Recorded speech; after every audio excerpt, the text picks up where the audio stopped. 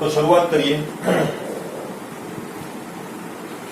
Last time આપણે almost આપણો textual part જે છે કમ્પ્લીટ કરેલો હતો. ટેક્સ્ચ્યુઅલ પાર્ટની અંદર આપણે 5 ટોપિકની ખાસ ચર્ચા કરી. આમ તો 5 નહીં કહેવાય, એને 4 કહેવાય, બરાબર, પણ 5 ટોપિક તરીકે આપણે એને અલગ અલગ લીધેલા છે એટલે 5 ટોપિક વાઇઝ કહીએ તો પહેલા હતું આપણી પાસે વિદ્યુત રાસાયણિક કોષ, વિદ્યુત વિભાજન કોષ, વાહકતા.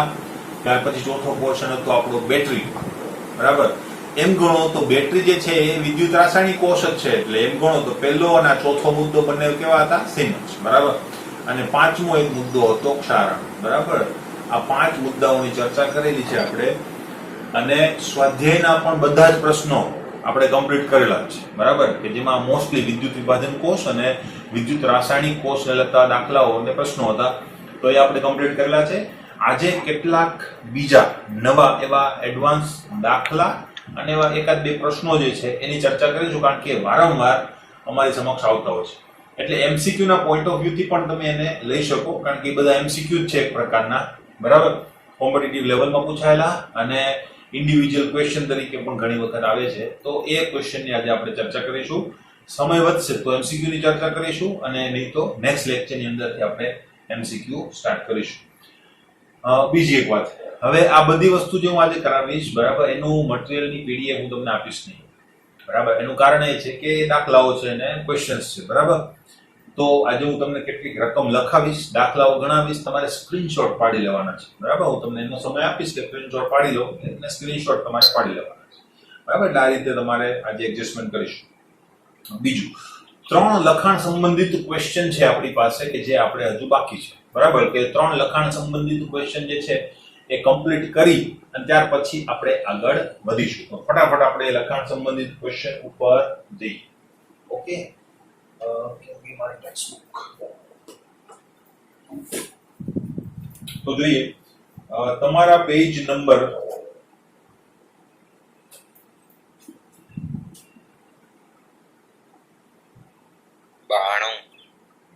92 ઉપર, બરાબર. લખાણ સંબંધિત 3 ક્વેશ્ચન છે, તેની ફટાફટ આપણે ચર્ચા કરી લઈએ, બરાબર. હવે જો આ પ્રશ્નો જે છે એ બેટરીમાંથી છે અને ક્ષારણમાંથી છે, બરાબર. તો ખાસ આપણે એને જોઈ લઈશું. હવે આપણને બેટરી અને ક્ષારણ આ બંનેની માહિતી પૂરેપૂરી છે, બરાબર. તો 3.13 લેડ સંગ્રાહક કોષના રીચાર્જિંગનું રસાયણ વિજ્ઞાન તથા રીચાર્જિંગ દરમિયાન સમાવિષ્ટ બધા જ પદાર્થોની વિશેષતા લખો. વિશેષતાની અંદર શું હોય છે ભાઈ? એવું વિશેષતા એટલે એમાં કઈ વિશેષતા એવી નથી હોતી કે એના ગુણધર્મો નથી લખવાના હોતા, બરાબર. આ પ્રશ્નની અંદર આન્સરમાં શું લખવાનું છે એ જોજો ખાસ, બરાબર. એક તો લેડ સંગ્રાહક કોષ જે છે એનું રીચાર્જિંગ કેવી રીતે થાય એ વસ્તુની રિએક્શન લખવાની. કે જ્યારે લેડ સંગ્રાહક કોષ એ ડિસ્ચાર્જ થતો હોય ત્યારે પ્રક્રિયા તમને ખ્યાલ છે, એના કરતા ઉલટી પ્રક્રિયા ક્યારે થાય છે? રીચાર્જિંગ વખતે. તો તમારે લખવાનું કે લેડ સંગ્રાહક કોષને રીચાર્જ કરવામાં આવે ત્યારે નીચે મુજબ પ્રક્રિયા થતી હોય છે. તો આખી પ્રક્રિયા આપણને ખબર છે, બરાબર. એ પ્રક્રિયા યાદ જ હોવી જોઈએ, બરાબર. બધા જ જે બેટરી છે આપણી પાસે, બધી જ બેટરી, લેડ સંગ્રાહક કોષ, લેક્લાન્સર, મર્ક્યુરી કોષ, બરાબર, એ બધાની જે રાસાયણિક પ્રક્રિયાઓ છે એ તમને યાદ હોવી જોઈએ, બરાબર. તો લેડ સંગ્રાહક કોષની જો આપણે વાત કરીએ તો લેડ સંગ્રાહક કોષની રાસાયણિક પ્રક્રિયા આપણને ખબર છે, સંગ્રાહક કોષ, બરાબર. અને એની રીચાર્જિંગની પ્રક્રિયા, રીચાર્જ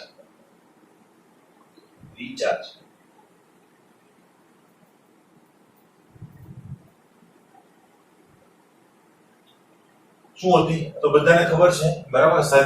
જો કોઈને મુશ્કેલી હોય તો મેં જે રીતે તમને ફોરવર્ડ ડાયરેક્શનની જે રિએક્શન એટલે કે ડિસ્ચાર્જિંગની પ્રક્રિયા યાદ રાખવાની કીધી, તો પહેલા ડિસ્ચાર્જિંગ લખી રફ કામમાં અને પછી અહીંયા ઊંધી પ્રક્રિયા લખી શકાય, બરાબર. યાદ હોય તો વેરી ગુડ, કોઈ પ્રોબ્લેમ નથી. 2PbSO4, બરાબર. Pb માંથી પણ PbSO4 બનતું હતું, PbO2 માંથી પણ PbSO4 બનતું હતું, બરાબર. એટલે 2PbSO4 with 2H2 પ્રક્રિયા કરશે અને બનાવશે એનોડ તરીકે Pb અને કેથોડ તરીકે PbO, બરાબર. અને +2H2SO4 યુઝ થાય છે,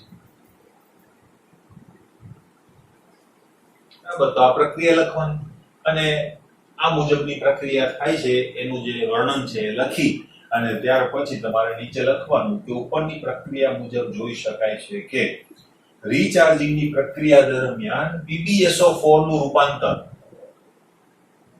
PbSO4 નું રૂપાંતર Pb માં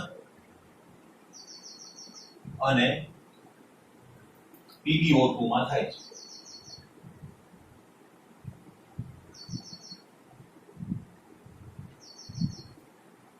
Pb માં અને PbO2 માં થાય છે. બરાબર? તો આ રીતે તમે પ્રશ્ન લખી શકો. હવે આ પ્રશ્નમાં શું લખવું, કેવી રીતે લખવું, તો આ ત્રણે ત્રણ જે લખાણ સંબંધિત ક્વેશ્ચન છે એની પીડીએફ હું તમને મોકલીશ. એમાં કોઈ ચિંતા નથી કે અત્યારે કઈ સ્ક્રીનશોટ આનો પાડવાની જરૂર નથી ને આવી રીતે લખાય પણ. બરાબર? મેં ટૂંકમાં લખેલું હોય તો વસ્તુ આટલી લખવાની છે, કેવી રીતે લખવી એ હું તમને પીડીએફ સ્વરૂપે મોકલી દઈશ જેથી કરીને તમને ખ્યાલ આવશે. ઓકે? બીજી એક વાત, હવે તમે કહી શકો બરાબર કે PbSO4 નું રૂપાંતર Pb માં એનોડ પર થાય છે, PbSO4 નું રૂપાંતર PbO2 માં કેથોડ પર થાય છે. તો અલ્ટિમેટલી થોડુંક એ ઊંધું કહેવાશે. બરાબર? કારણ કે PbSO4 માંથી Pb બને એ તો અલ્ટિમેટલી શું થશે? રિડક્શન. તો એ તો કેથોડ પર થાય. અને એનોડ મેં કાલે તમને જે વાત કરેલી લાસ્ટ લેક્ચર ની અંદર જે વાત કરેલી કોન્ટ્રોવર્સીની, બરાબર? એવી કોન્ટ્રોવર્સી ક્રિએટ થઈ શકે. એટલે આપણે એવો ફોડ પાડવાનો જ નહીં. ફરજિયાત થાય તો વાત અલગ છે. બરાબર? આપણે એવો ફોડ પાડવાનો કે નહીં કે આ એનોડ ઉપર થાય છે કે આ કેથોડ ઉપર થાય છે. ખરેખર એનોડ ઉપર Pb બને પણ પ્રક્રિયા દરમિયાન ત્યાં રિડક્શન થશે એટલે એને કેથોડ કહેવાય. બરાબર? તો આ પ્રોબ્લેમ છે એટલા માટે આપણે શું કરીશું? અહીંયા કઈ નહીં કહીએ, આટલી વસ્તુ કહી દઈશું. કેવી રીતે લખવાની છે પીડીએફ ની અંદર તમે જોઈ લેજો. ઓકે? નેક્સ્ટ, બળતણ કોષમાં ઈંધણ તરીકે હાઇડ્રોજન સિવાયના બે પદાર્થો જેને ઈંધણ તરીકે વાપરી શકાય તે સૂચવો. બરાબર? તો ભાઈ એની અંદર કોણ આવે? હાઇડ્રોજન સિવાય CH4, મિથેન અને બીજું હતું મિથેનોલ. મોસ્ટલી આને વાપરી શકાય. જો કે કોઈ પણ બળતણ ત્યાં રાખી શકાય પણ અલ્ટિમેટલી એ બધા બળતણમાં એ પ્રક્રિયા શૂટ થતી નથી. બરાબર? એટલે દહન સિવાય ઇલેક્ટ્રોનનો વિનિમય જે થાય છે એ હાઇડ્રોજન, મિથેન અને મિથેનોલમાં થોડો સક્સેસફુલી થાય છે. એમાં સૌથી વધારે સક્સેસફુલ તો હાઇડ્રોજન ની અંદર જ છે. બરાબર? એટલે હાઇડ્રોજન નો બળતણ કોષ જે છે એ જ વધારે જાણીતો છે. નેક્સ્ટ, એટલે તો એકદમ સિમ્પલ ને શોર્ટ ક્વેશ્ચન છે. લોખંડનું ક્ષારણ કેવી રીતે થાય છે તે વિદ્યુત રાસાયણિક કોષની ગોઠવણી કરી અને સમજાવો. ભાઈ જો આ વસ્તુ મેં તમને ઓલરેડી સમજાવેલી છે. બરાબર? એટલે વિદ્યુત રાસાયણિક કોષની ગોઠવણી કરીને જે સમજાવેલી છે. બરાબર? એટલે તમારે એમ ગણો તો એ ત્યાંથી લખાય. એ પણ હું લખીને આપીશ એટલે કોઈ ઇશ્યુ નથી તમારે. એટલે પ્રશ્ન કે ટેન્શન તમારે નથી લેવાનું કે અહીંયા શું લખવું. બરાબર? આખો ક્વેશ્ચન છાપી પણ મારવાનો નથી કારણ કે આ પ્રશ્ન 2 માર્કમાં હોય તો 2 માર્કમાં એની પાસે એટલી બધી તાકાત નથી કે આપણી પાસે આટલું બધું લખાવી શકે. બરાબર? તો એમાં કેટલું લખવું એ હું તમને લખીને મોકલી દઈશ. પણ અલ્ટિમેટલી એની અંદર છે શું? તો તમારે નીચે લખવાનું ભાઈ લોખંડ કટાવાની પ્રક્રિયા જે છે એ જટિલ પ્રક્રિયા છે જેની અંદર વિદ્યુત રાસાયણિક પ્રક્રિયાઓ સંકળાયેલી છે. બરાબર? લોખંડ કટાવા સમયે શું થાય છે? તો કે લોખંડની સપાટી પરનો કોઈ એક બિંદુ અથવા તો કોઈ એક ભાગ એનોડ તરીકે વર્તે છે, અન્ય ભાગ જે છે એ કેથોડ તરીકે વર્તે છે. એનોડ તરીકે વર્તતા ભાગ ઉપર કઈ પ્રક્રિયાઓ થાય છે એમ કરી અને લખવાનું. બરાબર? એનોડ ઉપર કઈ પ્રક્રિયા હતી ભાઈ? તો કે Fe જે છે એ Fe+2 માં રૂપાંતરિત થાય છે. +2 ઇલેક્ટ્રોનને રિલીઝ કરે છે. આપણને ખબર છે અને બરાબર તૈયારી આપણે કરવાની જ છે એટલે આપણને ખ્યાલ છે કે અહીંયા મારે એક Fe થી મારું કામ ચાલવાનું નથી. મારે કેટલા Fe ની જરૂર છે? 2 Fe ની જરૂર છે. બરાબર?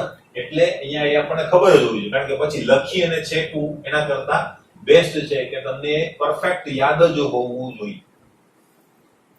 ઓકે? બરાબર? હવે કેથોડ ઉપર શું પ્રક્રિયા થાય છે? ભાઈ આની આખી ડિટેલ માહિતી આપણે લઈ લીધી છે માધ્યમ વાઇઝ. બરાબર? એસિડ ની અંદર કેવી પ્રક્રિયા, બેઝ ની અંદર કેવી પ્રક્રિયા અને તટસ્થ માધ્યમમાં કેવી પ્રક્રિયા. તટસ્થ અને એસિડિક ની પ્રક્રિયા મેં તમને લખાવેલી હતી. બેઝમાં પણ તટસ્થ જેવી પ્રક્રિયા થાય છે પણ બેઝિક માધ્યમમાં ક્ષારણ જે છે એ ઘટવા માંડે છે. ઓકે, કેથોડ જે છે એના ઉપરની પ્રક્રિયા કઈ લખવાની? તો આપણને જે બુકમાં આપેલી છે તે. આપણને બુકમાં માત્ર એસિડિક માધ્યમની પ્રક્રિયા આપેલી છે તો આપણે એ જ લખીશું. બરાબર? અને કેથોડ ઉપર કઈ પ્રક્રિયા થાય છે? તો કે O2 જે છે એ 4H+ ની હાજરીમાં 4 ઇલેક્ટ્રોન મેળવી લે છે અને બનાવે છે 2H2O. ઓકે? આ પ્રક્રિયાની કુલ પ્રક્રિયા જો આપણે જોઈએ, કુલ પ્રક્રિયા બરાબર, તો એની અંદર શું થશે તો કે 2Fe plus O2 plus 4H plus gives 2Fe plus 2 plus 2H, બરાબર. આટલી પ્રક્રિયા લખી નાખી. આના પોટેન્શિયલ લખવા. આ જે રાસાયણિક પ્રક્રિયા છે એનો પોટેન્શિયલ કેટલો છે તો કે E0 is equal to -0.44 volt. આ જે પ્રક્રિયા છે એનો પોટેન્શિયલ કેટલો છે તો એનો પોટેન્શિયલ છે 1.23 વોલ્ટ. આ બધું યાદ હોવું જોઈએ. આપણે રાસાયણિક પ્રક્રિયા એ આપણા ક્વેશ્ચન ની અંદર જ છે, તો ક્વેશ્ચન ની અંદરનું બધું જે ડિસ્કશન છે એ યાદ હોવું જોઈએ, બરાબર. હવે આટલું થઈ ગયું. આ બંને પ્રક્રિયા ઉપરથી આપણે કહી શકીએ, કારણ કે આ એનોડ બનશે, આ કેથોડ બનશે, તો અલ્ટિમેટલી આનો જે પોટેન્શિયલ છે એ કેથોડ માઇનસ એનોડ તરીકે થશે. તો કેથોડ માઇનસ એનોડ તરીકે જો તમે લો અને તમારો પોટેન્શિયલ જે છે 1.67 વોલ્ટ જેવો આવે, બરાબર. નીચે પછી લખવાનું કે કુલ પ્રક્રિયાનો જે પોટેન્શિયલ છે એ આપણને ધન મળે છે, માટે આ પ્રક્રિયા આપમેળે થાય છે અને ખાસી ઝડપમાં થાય છે, માટે લોખંડ આપમેળે ઘટાતું હોય છે ઓક્સિજનની હાજરીમાં અને હવાની હાજરીમાં, અથવા તો ભેજયુક્ત હવાની હાજરીમાં. હવાનો મતલબ જ ઓક્સિજન થતો હોય છે રસાયણ વિજ્ઞાનની અંદર. ઓકે. બીજું શું લખવાનું કે અહીંયા જે Fe+2 ઉત્પન્ન થયું એનો એક પોઈન્ટ લખવાનો થશે, બરાબર, કે Fe+2 એ O2 ની હાજરીમાં શું બનાવે છે? Fe2O3 બનાવે છે ઇન્ટુ XH2O બનાવે છે.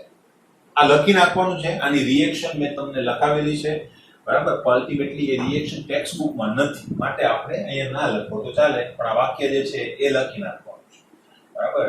બાકી આની રિએક્શન કેવી રીતે થાય છે એ મેં તમને લખાવેલી છે, બરાબર. આટલી વસ્તુ તમારે ડિસ્ક્રિપ્શન વાઇઝ લેવી પડે. તો અહીંયા આપણે બે કોષ પ્રક્રિયા દ્વારા લોખંડના ઘટાડવાની પ્રક્રિયાને સમજાવી શક્યા. છે પ્રશ્નો? બરાબર. આ વસ્તુ પણ હું તમને મોકલી દઈશ.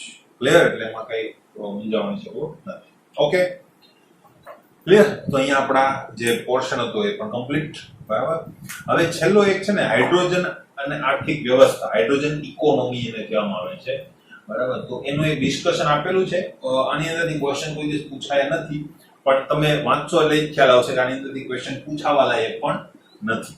આની અંદર વાંચી લેવાનું છે જાતે તમારે, બરાબર. આની અંદર એક માહિતી આપેલી છે અને એ માહિતીમાં શું કીધેલું છે કે હાઇડ્રોજન જે છે એ આપણા ભવિષ્યના એક ઉર્જાના સ્ત્રોત તરીકે અગ્રીમ સ્થાન ધરાવે છે, બરાબર. એટલે અલ્ટિમેટલી મેઇન પ્રોબ્લેમ શું છે તો કે હાઇડ્રોજન છે ખૂબ સારું બળતણ છે. ખૂબ સારું બળતણ હોવાનું કારણ શું તો એ આપણા પૃથ્વી ઉપર બેસ્ટ સુટેબલ બળતણના સ્ત્રોત તરીકે છે. કેમ ભાઈ? તો કે હાઇડ્રોજનનું એક તો દહન થાય, ઉર્જા સારી એવી ઉત્પન્ન થાય છે, વાયુરૂપ ઇંધણ છે. વાયુરૂપ ઇંધણ જે છે ને એની જે કેલોરીફિક વેલ્યુ હોય સારી એવી હોય છે, એમાં વેસ્ટ મટીરિયલ ઓછું બનતું હોય છે, એટલે વાયુરૂપ ઇંધણ ઝડપથી બળતું હોય છે, એટલે સારી રીતે બળે છે. કોઈ પ્રકારની મુશ્કેલી નથી થતી, કોઈ એવા એડવાન્સ ફીચર્સની જરૂર નથી પડતી. પૃથ્વી ઉપર પાણી બહુ મોટા પ્રમાણમાં છે, બરાબર. તો એ પાણીનો જ જો આપણે હાઇડ્રોજનના સ્ત્રોત તરીકે ઉપયોગ કરી શકીએ તો આપણા જે ઉર્જાના પ્રશ્નો છે એ ઘણા અંશે સોલ્વ થઈ જાય એમ છે, બરાબર. હવે એ હાઇડ્રોજન પાણીમાંથી કેવી રીતે મળે તો એ પાછી વિદ્યુત રાસાયણિક પ્રક્રિયા છે. તો વિદ્યુત જો આપણે સોલાર પેનલ એટલે કે સૂર્ય શક્તિની સૂરજની શક્તિની મદદથી જો આપણે ઉત્પન્ન કરી શકીએ ને એનો ઉપયોગ આપણે હાઇડ્રોજન ઉત્પન્ન કરવા માટે કરી શકીએ તો હાઇડ્રોજનનું મોટા પ્રમાણમાં ઉત્પાદન કરી શકાય અને એ હાઇડ્રોજન જે છે એ આપણા જે બળતણના જે ક્રાઇસિસ છે, બરાબર, એને સોલ્વ કરી શકાય. અત્યારે આપણને ખબર છે અત્યારે ક્રાઇસિસ જ ચાલે છે. ક્રૂડ ઓઇલના ભાવ અત્યારે આસમાને છે અને પેટ્રોલ જે છે ઘણા રાજ્યોની અંદર 100 સદી મારી દીધી છે, પાર કરી ગયું છે, બરાબર. તો અલ્ટિમેટલી એ ક્રાઇસિસ જે છે થોડા ઘણા અંશે સોલ્વ કરી શકાય. પ્રોબ્લેમ એક એ પણ છે કે સર સોલાર પેનલથી જો વિદ્યુત શક્તિ ઉત્પન્ન થતી હોય તો શા માટે હાઇડ્રોજન બનાવવા માટેનો ઉપયોગ કરવો? ડાયરેક્ટલી પણ ઉપયોગ થાય, પણ અલ્ટિમેટલી અમુક એવા દેશો છે કે જ્યાં પૂરતી સોલાર એનર્જી આવતી નથી, બરાબર. ત્યાં પૂરતી સોલાર એનર્જી આવતી નથી, એનો દિવસ જ ઓછો, બરાબર. તો ત્યાં શું કરવું? તો ત્યાં આપણે હાઇડ્રોજનના આવા પેનલની મદદથી હાઇડ્રોજન ઉત્પન્ન કરીએ એટલે એક પ્રકારે વિદ્યુત શક્તિને બેટરીમાં સ્ટોર કરવાના બદલે આપણે શું કરીએ છીએ હાઇડ્રોજનના સ્વરૂપમાં સ્ટોર કરી દઈએ અને એ હાઇડ્રોજનને આપણે લાંબા અંતર સુધી મોકલી શકીએ અને એ લાંબા અંતર સુધી મોકલી અને ત્યાં જે હાઇડ્રોજન આપણે અહીંયાથી મોકલેલો છે 1 લીટર હાઇડ્રોજન, તો ત્યાં 1 લીટર હાઇડ્રોજન તમને મળશે કોઈ પણ પ્રકારના લોસ વગર, બરાબર. તો એ આપણને ફાયદો થાય અને એવા દેશો કે જ્યાં પૂરતી સોલાર એનર્જી નથી આવતી એ દેશોની અંદર એ વસ્તુ ફાયદો કરી શકે, ત્યાં ઉર્જાના પ્રશ્નો સોલ્વ કરી શકે. સોલાર પેનલ જે છે એનાથી વિદ્યુત શક્તિ ઉત્પન્ન કરવા માટે મોટો એરિયા પણ જોઈએ, તો એરિયા માટેના ઘણા બધા પ્રશ્નો, ઘણા બધા મોડેલ છે કે તમે રણ વિસ્તારનો ઉપયોગ કરી શકો, બરાબર. તો રણ જે છે સહારાનું આટલું મોટું રણ છે કે જ્યાં કોઈ પણ પ્રકારની વસ્તી રહેતી નથી, ત્યાં રહી શકે એમ પણ નથી કારણ કે પાણી જ નથી. તો એવી જગ્યાએ મોટા પ્રમાણની અંદર સોલાર પેનલ ગોઠવી અને તમે એ વસ્તુ જે છે એને કરી શકો, બરાબર, ઉપયોગ. પ્લસ પાણી, આપણો દરિયો જે છે જબરજસ્ત મોટો વિસ્તાર ધરાવે છે. આ પૃથ્વી એટલે કે જે આપણું સોલિડ પાર્ટ છે જમીન એ ઘણો ઓછો છે, એના કરતા દરિયો જ મોટો છે. તો દરિયા ઉપર તરી શકે એવી જો આપણે સોલાર પેનલ બનાવી શકીએ, બરાબર, તો પણ આપણે આવા ઉર્જાનો પ્રશ્ન સોલ્વ કરી શકીએ. પણ અત્યારે એ બધી વસ્તુ જે છે એ પેપર ઉપર જ છે અને મોડેલ તરીકે છે, એ વસ્તુ હજુ ફિઝિકલી આવી નથી કારણ કે આપણે એટલી બધી જરૂરિયાત નથી. અત્યારે ક્રૂડ ઓઇલ આપણી જરૂરિયાત પૂરી કરી શકે છે. જ્યારે આપણને તીવ્ર ઈચ્છા થશે, તીવ્ર ઈચ્છાનો મતલબ કે નહીં રહેવાય પછી, બરાબર, ક્રૂડ ઓઇલ હવે નથી જ વપરાય એમ, બરાબર, તો પછી આપણે એના ઉપર વિચારીશું. આવા મોટા મોટા સ્ટ્રક્ચર્સ તમને જોવા મળશે અને ત્યાર પછી આપણે હાઇડ્રોજન ઇકોનોમી જે છે એને પૂરેપૂરી ફોલો કરીશું. અને અલ્ટિમેટલી હાઇડ્રોજન બેસ્ટ કેમ છે? કારણ કે હાઇડ્રોજનના દહનથી કોઈ પણ પ્રકારનું પ્રદૂષણ થતું નથી, બરાબર, એ પાણી જ બનાવે છે, તો બેસ્ટ બળતણ તરીકે એ કામમાં લાગી શકે. તો એ વસ્તુ ત્યાં લખેલી છે, તો તમે એ વસ્તુ સહેજ વાંચજો, બરાબર. મેં કીધું એટલી વસ્તુ એની અંદર છે અને એની અંદરથી કદાચ કોઈ શોર્ટ ક્વેશ્ચન પૂછાય તો આપણને વાંચેલું હોય તો આપણને મગજમાં એ વસ્તુ રહેશે. ઓકે, તો અહીંયા ટેક્સ્ટ બુકનો જે પાર્ટ છે એ આપણે કમ્પ્લીટ કરીએ છીએ. હવે આપણે જઈએ આપણા એક્સ્ટ્રા પાર્ટની ઉપર. એક્સ્ટ્રા પાર્ટની અંદર મારે એક વસ્તુ તમને કહેવાની છે.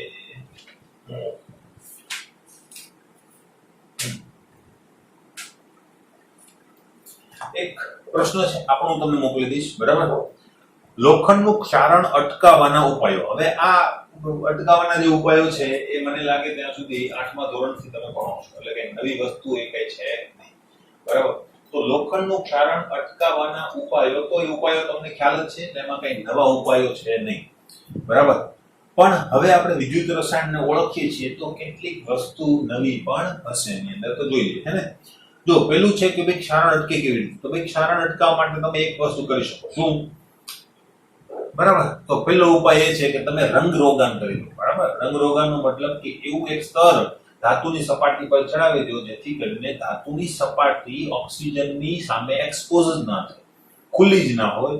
તો એ ખુલ્લી સપાટી નહીં મળે તો ઓક્સિજન અને ધાતુ સંપર્કમાં નહીં આવે ને જ્યાં સુધી સંપર્ક નહીં થાય ત્યાં સુધી સોડિયમ પણ પ્રક્રિયા કરતો નથી, બરાબર. એટલે સોડિયમ આટલી બધી તીવ્ર ઇલેક્ટ્રોન ગુમાવવાની ઈચ્છા ધરાવે છે, બરાબર, છતાં પણ સોડિયમ પ્રક્રિયા નહીં કરી શકે જો એ હવાના સંપર્કમાં નહીં આવે. તો ધાતુ તો એટલી બધી ઈચ્છા નથી ધરાવતું હોતું, તો એ પણ સારી રીતે સચવાઈ રહેશે. એ વસ્તુ જે છે એ થતી નથી, બરાબર.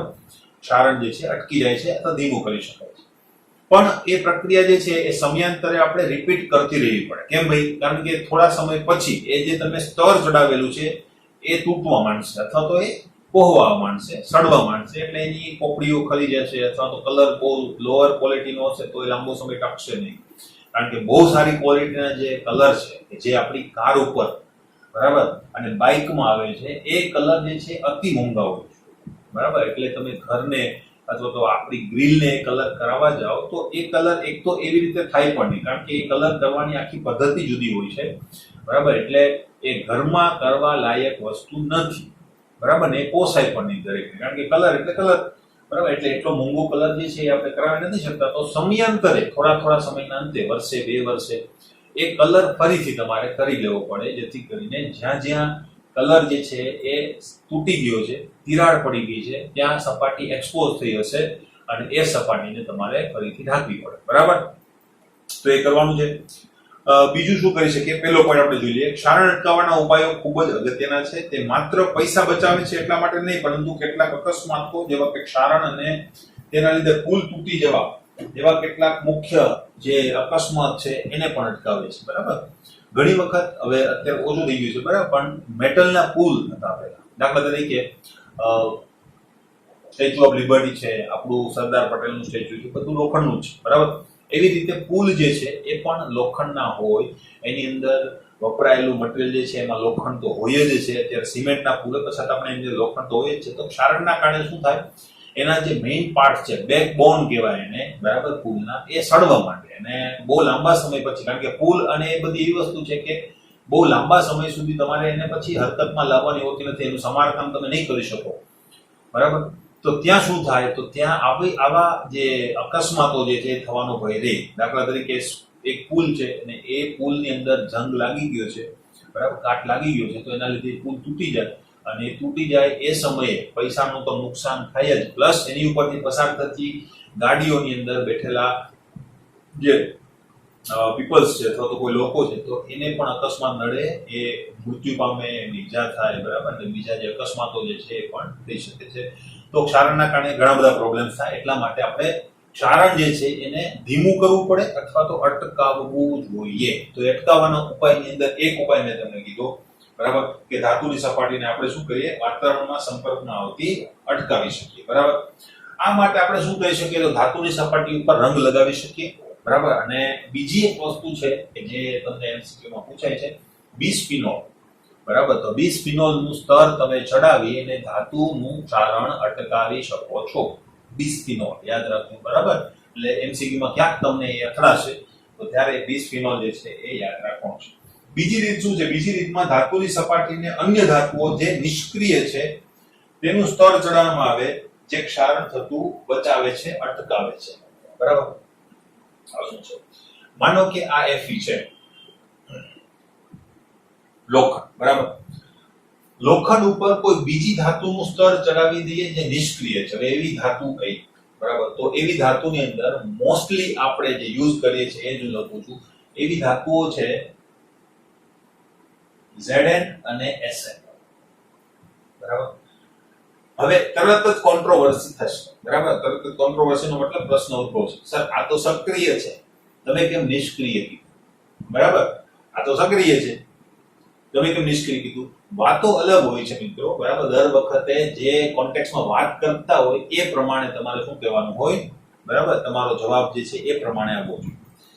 દાખલા તરીકે કોઈ ચેસનો પ્લેયર હોય, બરાબર, ત્યાં તમે બોડી બિલ્ડરને બેસાડી દેશો તો એ શક્તિશાળી નહીં કહેવાય, એ નબળો જ કહેવાશે, ભલે ગમે એવો બોડી બિલ્ડર, બરાબર. તો ચેસની અંદર એનું બોડીનું કઈ કામ નથી, એના મગજનું કામ. એવી જ રીતે જે ચેસનો જબરદસ્ત ખેલાડી છે, બરાબર, એને તમે WWE ની રિંગમાં મોકલી દો તો એ ત્યાં નબળો પડી જશે, બરાબર. ત્યાં એ કઈ નહીં કરી શકે. તો વાત કોની થાય છે એ સમજી લેજો. સક્રિય હંમેશા સક્રિય નથી હોતું, એ કોઈ જગ્યાએ નિષ્ક્રિય પણ હોય, કારણ કે એની વૃત્તિ દરેક વખતે અલગ અલગ હોય છે, યાદ રાખજો. નો ડાઉટ આ સક્રિય છે, પણ ક્યારે, જ્યારે હું કમ્પેરિઝન કરું ઇલેક્ટ્રોન ગુમાવવાની ત્યારે, બરાબર. અને નિષ્ક્રિય છે ત્યારે, જ્યારે ઓક્સિજનની પ્રક્રિયા સાથેની વાત આવે ને ત્યારે, બરાબર. તો પાછો પ્રશ્ન થશે, સર આપણે એ જ પ્રક્રિયાની વાત કરીએ છીએ, બરાબર. ધાતુ ઇલેક્ટ્રોન ગુમાવશે તો ઓક્સિડેશન થશે, તો ઓક્સિજન સાથે પ્રક્રિયા થશે, એ પણ વાત બરાબર છે.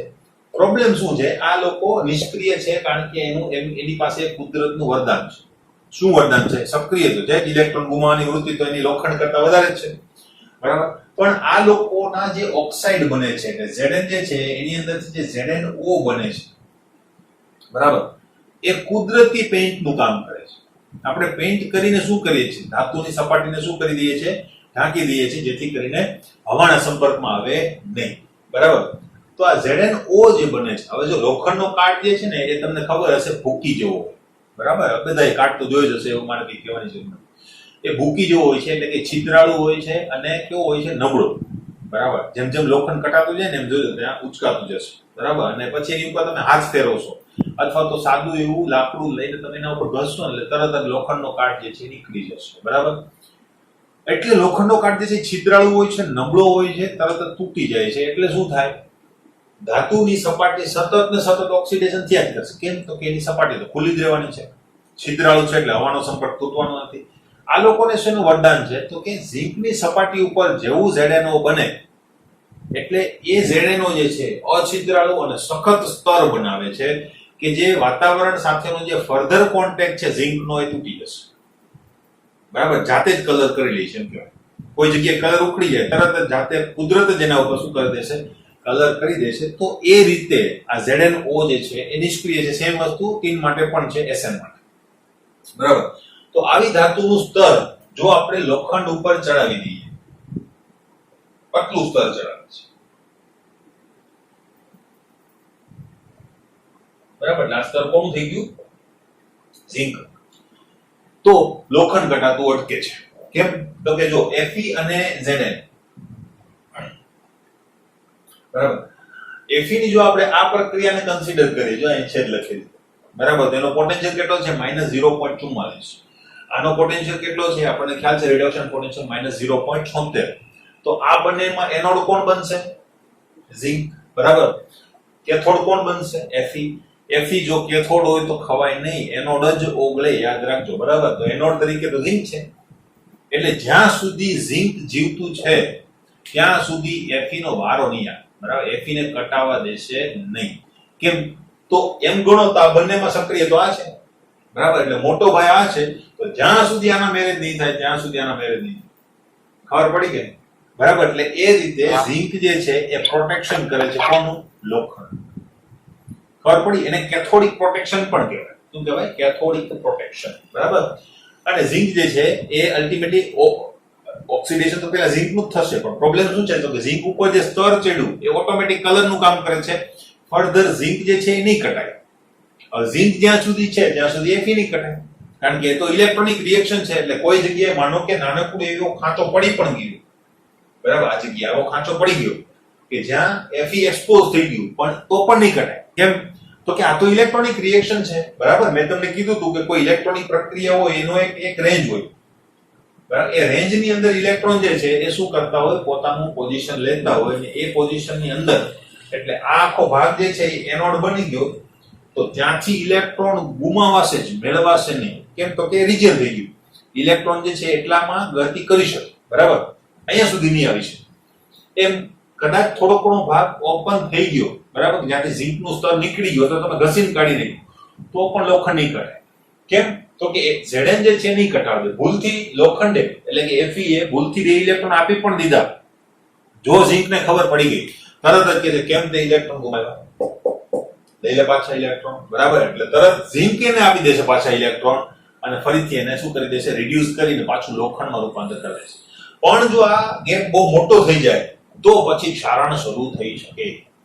ઓકે, તો આ એક એની પ્રોટેક્શનની રીત છે, કેથોડિક પ્રોટેક્શન આને કહેવાય. બીજું આને કહેવામાં આવે છે ગેલ્વેનાઇઝિંગ, બરાબર. એટલે એ શું કહ્યું છે આપણે, ગેલ્વેનાઇઝ કહ્યું, ખબર ને, ગેલ્વેનાઇઝ્ડ પતરા હોય તો ગેલ્વેનાઇઝ્ડ પતરા અથવા તો ગેલ્વેનાઇઝ્ડ લોખંડની જે શીટ હોય છે એની ઉપર ઝીંકનું સ્તર ચડાવેલું હોય છે, SN નું સ્તર પણ ચડાવેલું હોય છે. પણ SN નું સ્તર જે છે થોડું મોંઘું ચડે છે, એટલા માટે ઝીંક જે છે એનું જ સ્તર મોસ્ટલી પ્રિફર કરવામાં આવે છે. ઝીંક ઓગળેલો આખો પોન્ડ હોય છે, એની અંદરથી લોખંડની શીટ જે છે એને એસિડમાંથી પસાર કરી, કારણ કે એસિડની અંદર શું થાય, લોખંડના જે ઓક્સાઇડ પહેલેથી બનેલા છે એ બધા ઓગળી જાય, એટલે એસિડમાંથી પસાર કરે, બરાબર ધોવાઈ જાય, સુકાઈ જાય, એ બધું સિક્વન્સમાં કામ ચાલતું હોય, અને પછી સીધી જાય એ પીગળેલા ઝીંકના પોન્ડની અંદર, એમાંથી સીધી બહાર નીકળે એટલે એના ઉપર ઝીંકનું સ્તર ચડી ગયું હોય, પછી એ શીટમાંથી જુદા જુદા વાસણ કે જે વસ્તુ બનાવ્યું એ બનાવવામાં આવે. ઓકે, ટીન જે છે એની સ્તર ચડાવવાની જો રીત છે થોડી જુદી છે. ટીનનો જે ભૂકો હોય છે એની અંદર મોસ્ટલી એ વસ્તુ જે છે એ બોલ, નટ, બરાબર, આવી બધી જગ્યાએ ગેલ્વેનાઇઝિંગ કરવા માટે કામમાં આવતું હોય છે સ્ટીમ, બરાબર. તો ત્યાં એનો યુઝ થતો હોય છે. બંનેની અંદર સ્તર જ ચડે છે, અલ્ટિમેટલી એ પ્રોટેક્શન કરે છે લોખંડનું, કારણ કે લોખંડ સસ્તું છે. જેટલું લોખંડ યુઝ થાય છે એટલું તમે ઝીંક યુઝ કરવા જાવ તો તમારું કોસ્ટિંગ જે છે એ ઘણું બધું વધી જાય, બરાબર. એટલા માટે ઓછા ઝીંકમાં લોખંડ જે છે એ કટાતું અટકી જાય છે. ઓકે, તો આ એક હતું. બીજું એક છે કેથોડિક પ્રોટેક્શન, સેક્રિફિશિયલ એનોડ, બરાબર. એ રીત છે કે જે કટાવાની પ્રક્રિયાને શું કરે છે, અટકાવે છે. કોન્સેપ્ટ સેમ ટુ સેમ છે પણ થોડીક જુદી રીતે છે, બરાબર. તો અહીંયા કોન્સેપ્ટમાં શું છે એ પણ હું તમને કહી દઉં. હજો આ વસ્તુ જે છે એ ક્યાં વપરાય છે કહી દઉં. બીજી રીતમાં વિદ્યુત રાસાયણિક પદ્ધતિમાં કેટલીક ધાતુઓ, દાખલા તરીકે Mg, Zn, બરાબર, નો ઉપયોગ થાય છે, જેને બલિદાન કે ભોગ આપનાર ભોગ આપનાર એનોડ કહેવામાં આવે છે. બલિદાન આપવું ને કહેવાય સેક્રિફાઈસ કરવું, એટલે એને સેક્રિફિશિયલ એનોડ કહેવામાં આવે છે. હવે કેવી રીતે સેક્રિફાઈસ કરે છે જોઈએ. મોસ્ટલી આ છે ને ક્યાં યુઝ થાય છે? વહાણોની અંદર. વહાણ, બરાબર. વહાણનો મતલબ થાય છે મોટા મોટા શિપ જે છે એની અંદર યુઝ થાય. બરાબર. તો શિપની અંદર શું હોય? ધાતુની જ હોય આખી શિપ, બરાબર. ધાતુમાં તો લોખંડ જ હશે. તો એની અંદર શું હશે? અમુક જગ્યાએ જ્યાં જ્યાં ખાસ કરીને પાણીનો સંપર્ક થતો હોય ત્યાં બ્લોક રાખી દેવામાં આવે, બરાબર. ચેન્જ કરી શકાય એવા બ્લોક હોય છે. આવી રીતે બ્લોક જે છે ફિટ કરી દેવામાં આવે છે, બરાબર. અમુક અંતર જે છે ફિક્સ રાખવામાં આવે, બરાબર. તો એ રીતે ફિટ કરી દેવામાં આવે બધા બ્લોક શેના હોય છે? કાં તો ઝિંકના હોઈ શકે ને કાં તો Mg ના હોઈ શકે.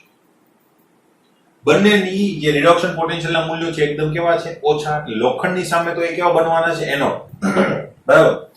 તો હવે શું કરે?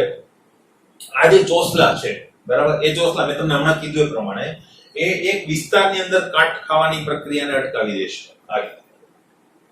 આ વિસ્તારમાં આ જે ચોસલું છે ને, અથવા તો આ જે આપણું ક્યુબ છે એ કટાવા નહીં દે, બરાબર. આ જે છે એ આટલામાં નહીં કટાવા દે, આ જે છે આટલામાં નહીં કટાવા દે, આ જે છે આટલામાં નહીં કટાવા. એટલે આ રીતે શું થઈ જાય? આખી શીટના તળિયાનું પ્રોટેક્શન થઈ જશે.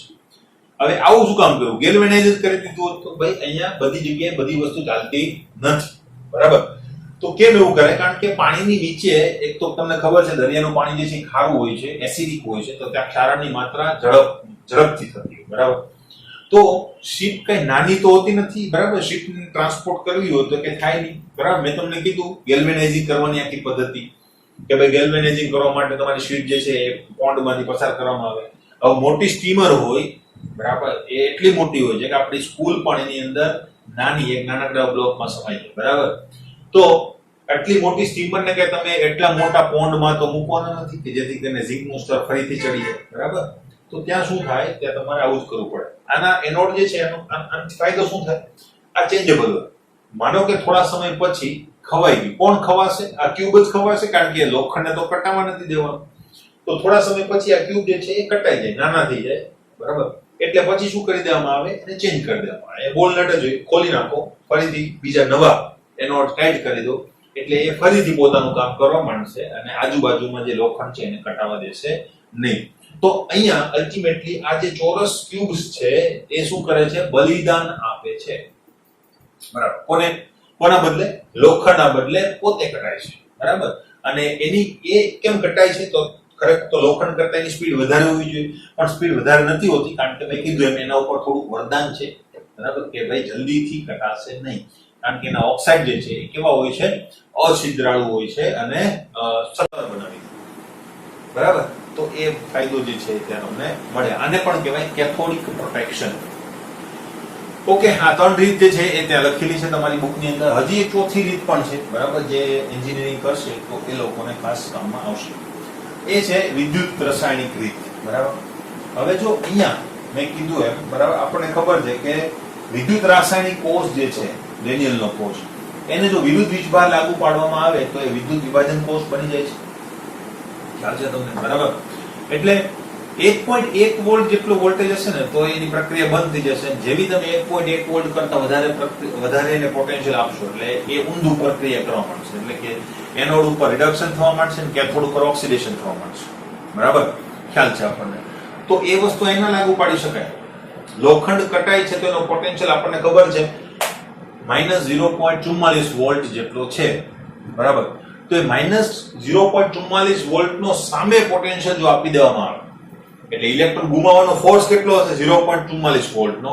તો એની સામે જો ઇલેક્ટ્રોનને 0.44 વોલ્ટ કરતા વધારે વોલ્ટેજ લાગુ પાડી દેવામાં આવે તો શું થાય? તો અલ્ટિમેટલી ત્યાં લોખંડ તો ઇલેક્ટ્રોન ગુમાવી શકશે નહીં. કારણ શું? તો કે ભાઈ એની ઉપર તો ઉલટાનો વીજભાર જે છે લાગુ પાડેલો છે, બરાબર. તો આ જે પદ્ધતિ છે એ અત્યારે ખાસ યુઝ થાય છે આવા વહાણોની અંદર, કારણ કે સેક્રિફિશિયલ એનોડ વાળી રીત છે, એમાં પણ ખર્ચો વધારે થાય, બરાબર. અને પહેલામાં ખર્ચો જે છે ઓછો થાય, કારણ કે એમ ગણો તો તમારો જે વિદ્યુત પ્રવાહ છે વપરાવાનો તો નથી એટલો બધો, બરાબર. કારણ કે લોખંડ જે છે એટલી બધી ઝડપથી તો કઈ નથી જવાનું, અહીંથી પેસિફિક મહાસાગર પૂરું કર્યું એટલે તળિયું ગયું એવું તો હોતું નથી, બરાબર. તો એની ઝડપ જે છે ઓછી હોય છે, તો તમે ત્યાં વિરુદ્ધ વીજભાર લાગુ પાડી અને પણ તમારું જે કટાવાની પ્રક્રિયા છે એને ધીમી કરી શકો, અટકાવી શકો. ઓકે.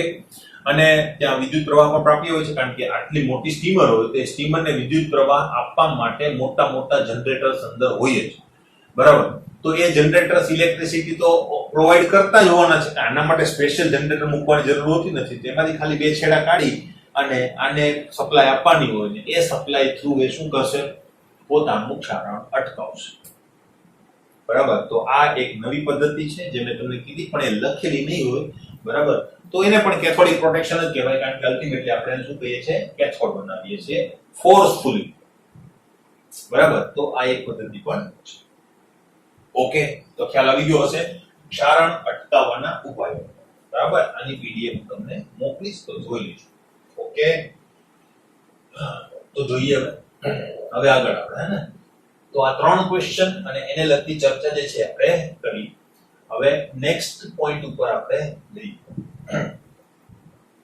આજની પીડીએફ સાથે એક અસાઇનમેન્ટ પણ આવશે તમારે, બરાબર. અસાઇનમેન્ટ ની અંદર 5 દાખલાઓ છે, બરાબર. એ 5 દાખલાઓ તમારે જાતે ગણવાના છે.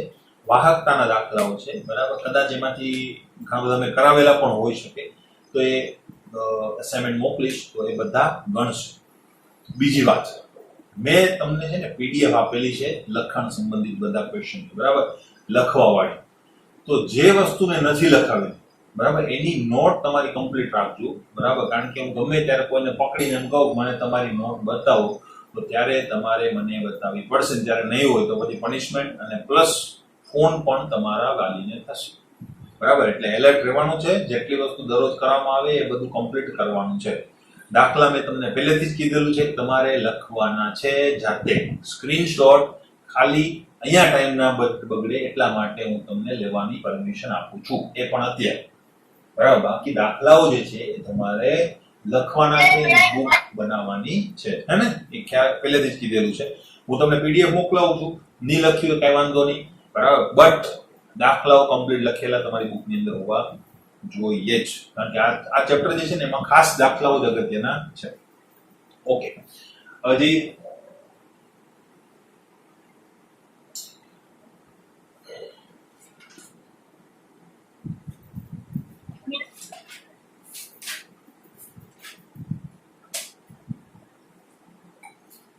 જોઈએ.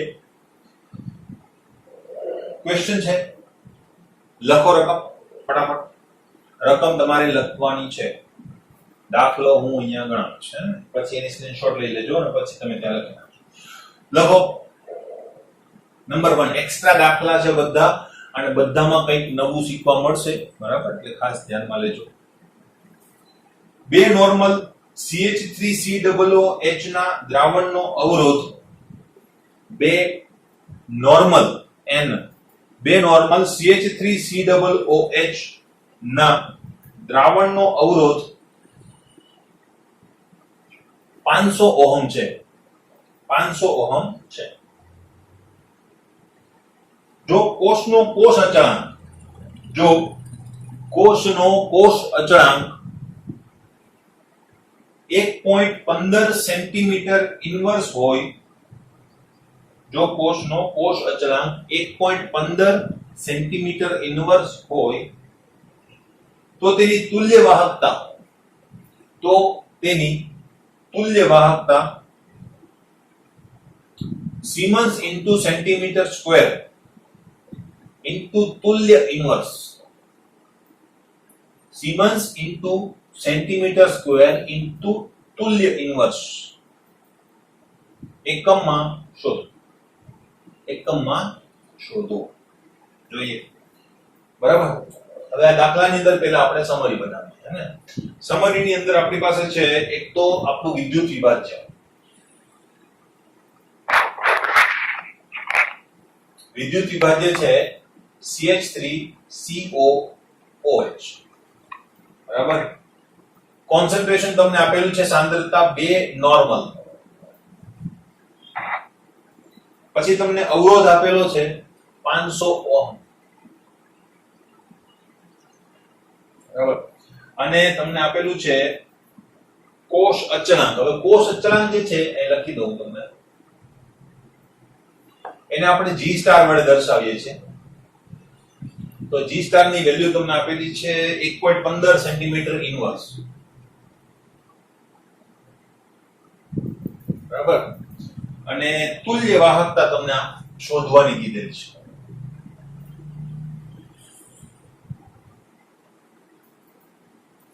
જેને આપણે દર્શાવીએ છીએ કેપિટલ લેમ્ડા ઇક્યુ.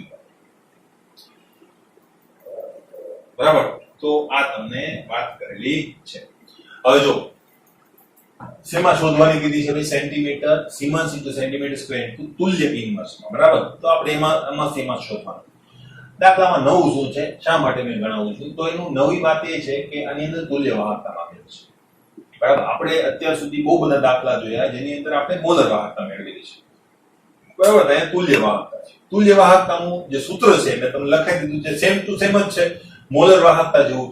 બરાબર. કયું સૂત્ર છે મોલર વાહકતાનું? Lambda m kappa into 1000 c, જેમાં c એ કોન્સન્ટ્રેશન છે, સાંદ્રતા છે. સાંદ્રતા શેમાં છે? મોલારિટી ની અંદર. ઓકે. બરાબર. અહીંયા શું ફરક હશે? તો કે લેમ્ડા eq શું થઈ જશે? Kappa into 1000 c. પણ c કોન્સન્ટ્રેશન, સાંદ્રતા શેમાં હશે? નોર્માલિટી ની અંદર. તો અહીંયા તમને જો નોર્માલિટી આપેલી છે, ના આપેલી હોય તો શોધવી પડે. કેવી રીતે શોધવાની છે? 11મા ધોરણનો પ્રશ્ન છે, તમને આવડે છે. બરાબર. એટલે ત્યાં એ વસ્તુ તમારે ખાસ કરવી પડે જો મોલારિટી આપેલી હોય તો. જો કે માનો કે CH3COOH ની મોલારિટી હું તમને પૂછું તો કેટલી થશે? એટલી થાય કે નહીં? મોનોબેઝિક છે, યાદ કરો સૂત્રો. બરાબર. 11મા ધોરણમાં તમને લખાવ્યા હશે. બરાબર. એસિડ ની બેઝિકતા હોય અને બેઝ ની એસિડિકતા હોય તો સંયોજકતાના બદલે તમે શું લખશો? ત્યાં એસિડિકતા અથવા તો બેઝિકતા. બરાબર. તો એસિડ છે એટલે બેઝિકતા લખીશું. બરાબર. મોનોબેઝિક છે એટલે શું થશે? મોલારિટી અને એના છેદમાં એટલે તુલ્ય ભાર મેળવવા માટે શું થશે? તો કે મોલ ભાગ્યા શું થઈ જશે? તમારી બેઝિકતા. બેઝિકતા 1 છે તો મોલ એ શું બની જશે? તુલ્ય ભાર. અને જે તુલ્ય એટલે કે અણુભાર એ શું બની જશે? તુલ્ય ભાર. અને એ તુલ્ય ભાર ને અણુભાર જો સેમ હોય તો મોલારિટી અને નોર્માલિટી પણ કેવું થાય? સેમ જ થાય. બરાબર. એટલે યાદ રાખજો. જો અહીંયા ડાયબેઝિક હોત, માનો કે H2SO4 હોત, તો એની મોલારિટીને મારે 2 વડે ગુણવી પડે, ત્યારે મને નોર્માલિટી મળે. બરાબર. તો એ તમને ખ્યાલ છે ને? ખ્યાલ હોવો જોઈએ.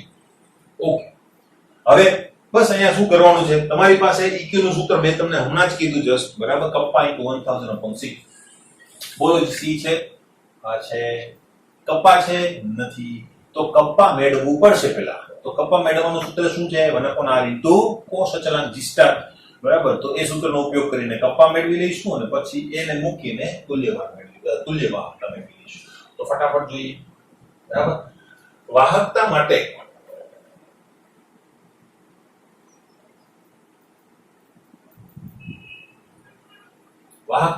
આપણી પાસે જે કપ્પાનું સૂત્ર છે લખવાનું 1/r ઇન્ટુ g સ્ટાર અથવા તો કોષ અચળાંક. બરાબર. હવે સૂત્ર મૂકી દો 1/500 ગુણ્યા કોષ અચળાંક 1.15. આ કરશો ને એટલે તમારો આન્સર જે છે એ આવશે 0.0023. ચેક કરતા રહેજો હે ને. અને એ આન્સર શેમાં આવશે? તો કે સિમન્સ ઇન્ટુ સેન્ટીમીટર ઇનવર્સમાં. બરાબર. ક્લિયર? હવે શું કરીશું આપણે? બસ કપા આપણને મળી ગયું. હવે આનો ઉપયોગ આપણે કરી શકીએ તુલ્ય વાહકતા માટે.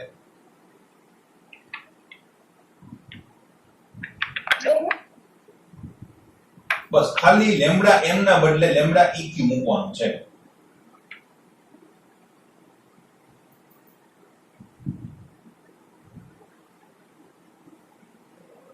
મૂકી દો કિંમત.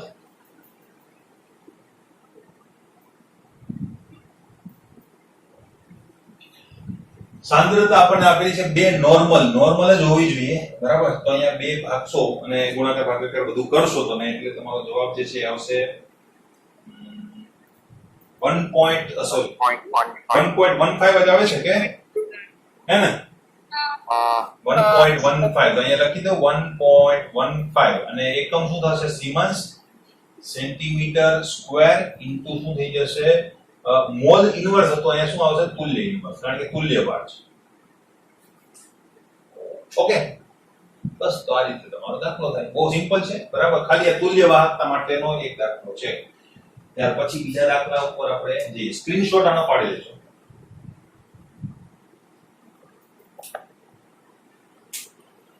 બીજો દાખલો લખો. એ પણ શોર્ટ દાખલો છે, પણ આમાં મૂંઝવણ થશે. લખો દાખલો.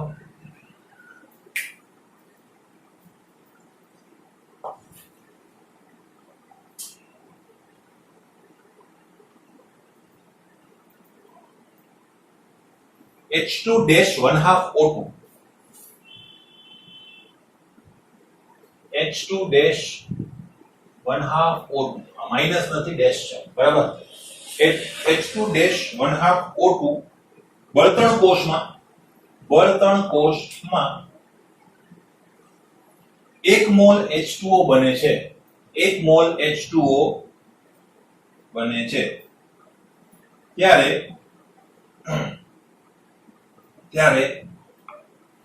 58.6 કિલોજૂલ ઉષ્મા ઊર્જા 58.6 કિલોજૂલ ઉષ્મા ઊર્જા મુક્ત થાય છે. ઉષ્મા ઊર્જા મુક્ત થાય છે. 58.6 કિલોજૂલ ઉષ્મા ઊર્જા મુક્ત થાય છે. જો H2O ની પ્રમાણિત સર્જન એન્થાલ્પી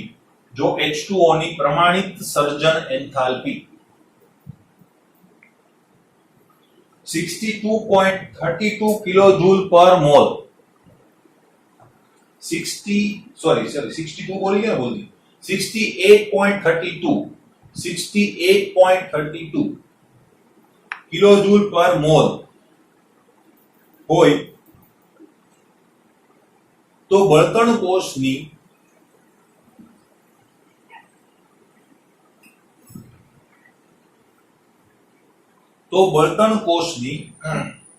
પ્રવાહ ક્ષમતા કેટલી હશે?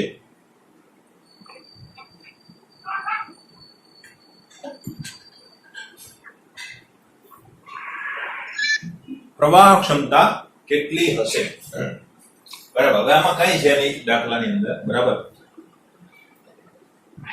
પ્રવાહ ક્ષમતા એટલે શું? બરાબર. પ્રવાહ ક્ષમતાનો મતલબ થાય છે પ્રવાહ ઉત્પન્ન કરવાની ક્ષમતા, જેને આપણે કહીએ છીએ કાર્યક્ષમતા. બરાબર. તો અહીંયા કાર્યક્ષમતાની જ વાત થાય છે. તો બળતણ કોષની કાર્યક્ષમતા કેટલી હશે એ આપણે શોધવાનું છે. કાર્યક્ષમતાનું સૂત્ર આપણને ખબર છે, પણ એ તો પ્રાયોગિક નિપજ અને એવી કઈ નિપજ તો કઈ છે નહીં, બરાબર. તો એ નિપજ તરીકે શું છે? ઉષ્મા. બરાબર. તો એ ઉષ્માનો ઉપયોગ આપણે કરીશું. એટલે અહીંયા તમને એમ કીધું છે કે 1 મોલ પાણી ઉત્પન્ન થાય, બરાબર, ત્યારે જે ઉષ્મા ઉત્પન્ન થાય છે એ કેટલી થાય છે? એ ત્યાં માપેલી ઉષ્મા છે, એટલે એ પ્રાયોગિક થશે. બરાબર. પ્રાયોગિક ઉષ્માનું મૂલ્ય કેટલું છે તમને આપેલું? 58.6 કિલોજૂલ પર મોલ. બરાબર. એ પ્રાયોગિક ઉષ્મા થશે, કારણ કે નિપજ તરીકે અહીંયા છે ઉષ્મા, ગ્રામ નહીં. બરાબર. અને સર્જન ઉષ્મા, જેને આપણે સર્જન એન્થાલ્પી કહીએ છીએ, બરાબર. અહીંયા સર્જન એન્થાલ્પી કીધી છે, પણ એન્થાલ્પી ઉષ્મા ઊર્જા છે. મેં પહેલેથી જ વાત કરું છું તમને, બરાબર.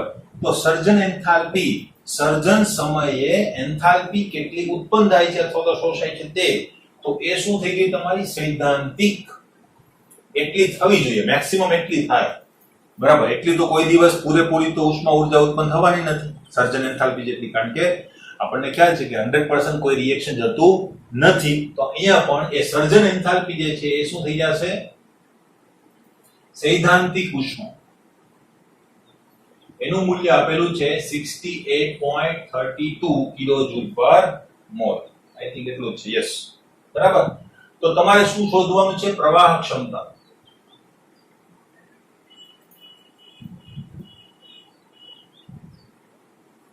બરાબર.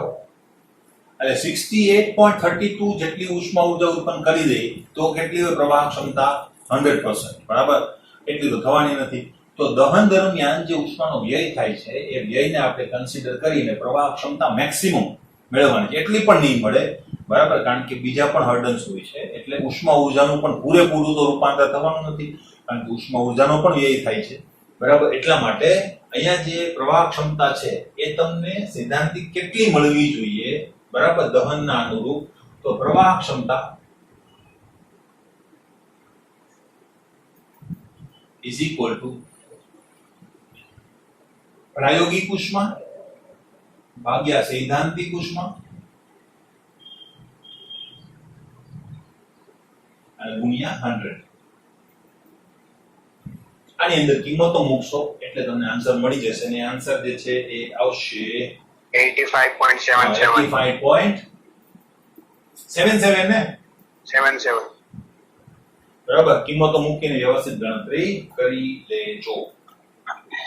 Okay sir. ઓકે, સ્ક્રીનશોટ પાડી દો.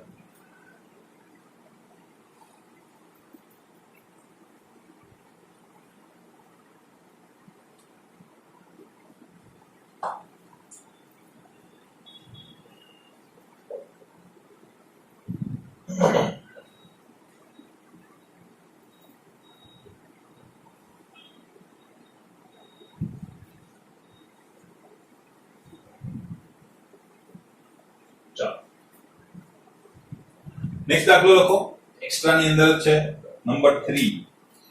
એક વાતાવરણ દબાણે અને 298 કેલ્વિન તાપમાને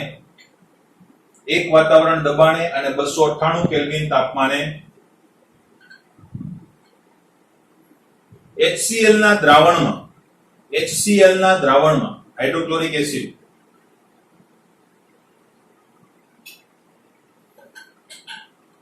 HCl ના દ્રાવણમાં H2 વાયુના પરપોટા ઉદ્ભવે ત્યારે H2 વાયુના પરપોટા ઉદ્ભવે ત્યારે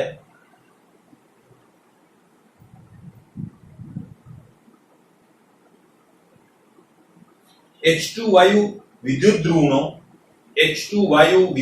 ધ્રુવનો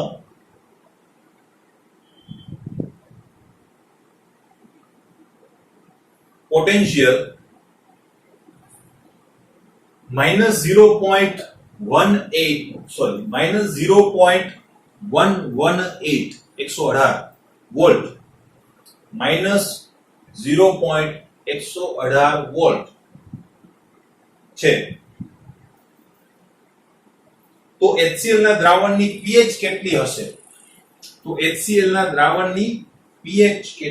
હશે? જોઈ લી, બરાબર.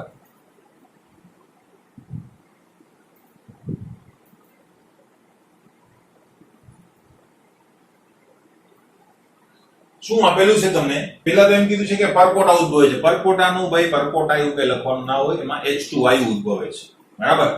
H2 વાયુના પરપોટા છે, બરાબર. એટલે આપણે જ્યારે સમરી બનાવીએ ત્યારે પરપોટા નહીં લખવાનું, H2 વાયુ ઉદ્ભવે છે, બરાબર. એ ખ્યાલ છે આપણને. પછી એક વાતાવરણ દબાણે કોઈ ઇશ્યુ નથી. H2 વાયુ વિદ્યુત ધ્રુવનો પોટેન્શિયલ તમને આપેલો છે, બરાબર. તો એ પોટેન્શિયલ કેવો હશે?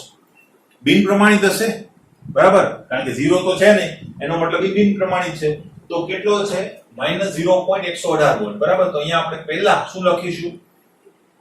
હવે પોટેન્શિયલ જે છે H2 વાયુના પરપોટા બને ત્યારનો છે. H2 વાયુના પરપોટા બને એ પ્રક્રિયા કઈ કહેવાય? રિડક્શન. તો આ રિડક્શન પોટેન્શિયલ છે. ખબર પડી? બધું વસ્તુ ધ્યાનમાં રાખવી પડે. H2 વાયુના પરપોટા ઉત્પન્ન થાય છે, ઇટ મીન્સ H2 વાયુ ઉત્પન્ન થાય છે, ઇટ મીન્સ કે ત્યાં H+ ઇલેક્ટ્રોન મેળવે છે અને આ પ્રક્રિયા થાય છે. ખબર પડી? તો આ પ્રક્રિયા કઈ છે? રિડક્શન. તો અહીંયા રિડક્શન પ્રક્રિયાને અનુરૂપ તમારે લખવું પડે, કારણ કે એ જો ઊંધું કરો ને તો તમારું બધું પ્રક્રિયાની અંદર જે ઇન્ટરપ્રિટેશન છે ને બધું ઊંધું થઈ જાય. -0.118 વોલ્ટ. ખબર પડી ગઈ? Okay, fine. બીજું શું આપેલું છે? ત્યારે H2 ના પરપોટા ઉદ્ભવે છે, તો ઉદ્ભવી ગયા, બરાબર. તો HCl ના દ્રાવણની pH ગણો. ભાઈ pH નો મતલબ શું થાય? અલ્ટિમેટલી સાંદ્રતા, બરાબર. તમને pH નો મતલબ તમારે હાઇડ્રોજનની સાંદ્રતા મેળવવાની છે, હાઇડ્રોનિયમ આયનની H+ ની, બરાબર. તો અહીંયા એ વસ્તુ જોઈએ.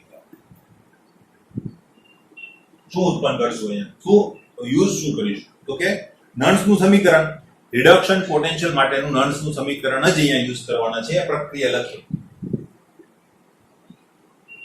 અહીંયા પ્રક્રિયા કઈ થાય છે? જો ફટાફટ હું પ્રક્રિયા લખું તો શું મળશે મને?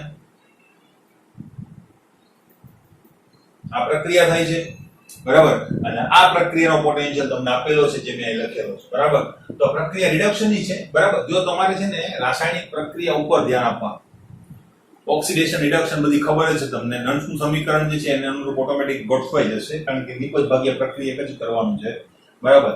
એટલે અહીંયા ઈ તમારે યાદ રાખવાનું છે, બરાબર. તો અહીંયા શું થશે તમારી પાસે? Reduction potential of H plus 1/2 H2, બરાબર, is equal to standard reduction potential of H plus 1/2 H2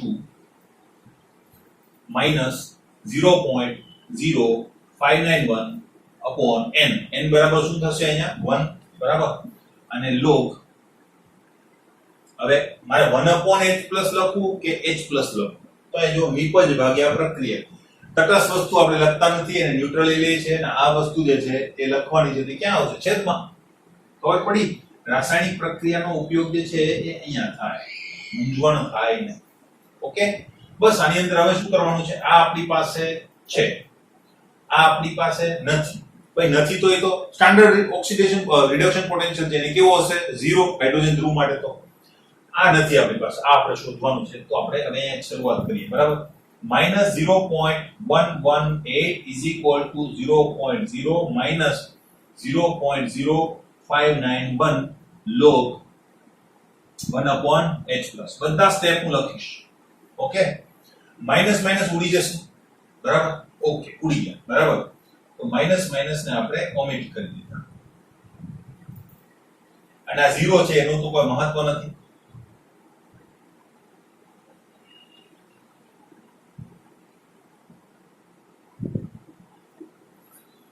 જો હું અહીંયા વ્યસ્ત કરી દઉં, એટલે કે આ છેદમાં છે અને અંશમાં લખવું હોય તો મારે શું કરવું પડે? h plus raised to minus 1/2 h plus raised to minus 1 લખવું પડે કે નહીં? તો ઘાતની ઘાત છે આગળ આવી જાય, બરાબર. તે બધું કરી શકાય. તો જો પહેલી વાત હું શું કરું છું, આને અહીંયા મૂકી દઉં છું, બરાબર. એટલે આ આના છેદમાં આવી જશે, આવી ગયું, બરાબર. હવે આ લો 1 upon H plus આવું હતું. મેં શું કર્યું? આને ઉપર લખું છું, બરાબર. એટલે આને છેદમાં નથી લખતો, મારે આને અંશમાં લખવો છે. તો અંશમાં હું આ રીતે લખી શકું કે નહીં? બરાબર, -1 ઘાત. હવે આ -1 ઘાત છે એ તો ઘાતની ઘાત છે, કારણ કે અહીંયા 10 બેઝ પણ હશે. 10 આ ઘાતાંક થશે, એની ઘાત થશે. તો એ ઘાતની ઘાત ક્યાં આવે? આગળ. તો આ -1 જે છે આગળ આવી જાય, એટલે અહીંયા લાગી જશે કે નહીં? ખબર પડી આ કેવી રીતે આવ્યું? હવે આ આવી ગયું તો અલ્ટિમેટલી આ આખા પદને શું કહેવાય? pH. બસ મળી ગયું આપણને, બરાબર. તો આખા પદને આપણે pH કહી દઈએ, બરાબર. તો અહીંયા લખી દઉં મેં pH is equal to, આનો ભાગાકાર કરશો એટલે તમારો જવાબ જે છે 1.9966 બરાબર. આ MCQ હતો, અને આ MCQ ની અંદર જવાબ જે છે ને એપ્રોક્સિમેટ કેટલો આપેલો હતો? 2, બરાબર. તો બે જવાબ આપો, સિલેક્ટ કરી લેવાનું, કામ પૂરું, બરાબર. તો આ રીતે તમને pH જે છે મળી જાય. સ્ક્રીનશોટ આનો લઈ લેજો.